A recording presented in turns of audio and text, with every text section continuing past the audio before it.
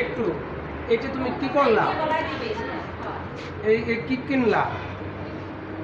Biscuit.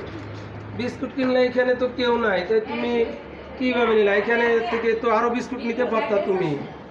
এই যে একটা না নিয়ে, দুইটা না নিয়ে তো আরো নিয়ে যেতে পারতো, সব নিয়ে যেতে পারতো। এখানে তো কেউ নাই, কেন নিলা না? অপরাধ হবে। কেন অপরাধ হবে?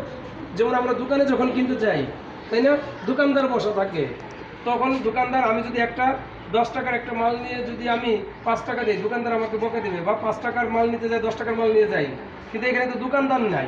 এখানে তো তুমি নিয়ে যেতে পারতা, নিয়ে যেতে পারতো, তোমাকে তো কেউ বাধা দিত না বা বলতো না কিছু। তুমি কেন নিল না? অপরাধ হবে। হ্যাঁ, ধন্যবাদ, সুন্দর। তুমি কয় টাকার নোট দিছিলা? কত টাকা ফেরত নিচ্ছ?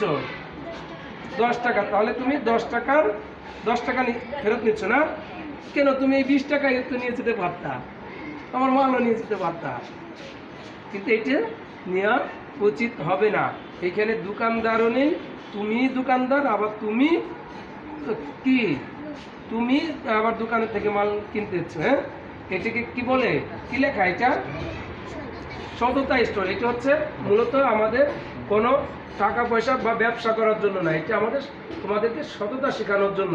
যদি ছোটবেলা থেকে তুমি এই যে কাজটা করলা, এখন কোনো একটা দোকানে তুমি গেছো, সেই দোকানে দোকানদার নেই, তুমি ঠিক এই কাজটাই করবা, যে তুমি ঠিক যে টাকার মালটা নিবা, ওই টাকাটা দিয়ে ওই টাকার মালটাই নিয়ে তুমি চলে আসবা।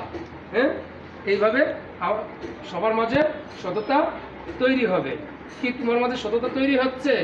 হ্যাঁ, ধন্যবাদ তোমাকে। যাও।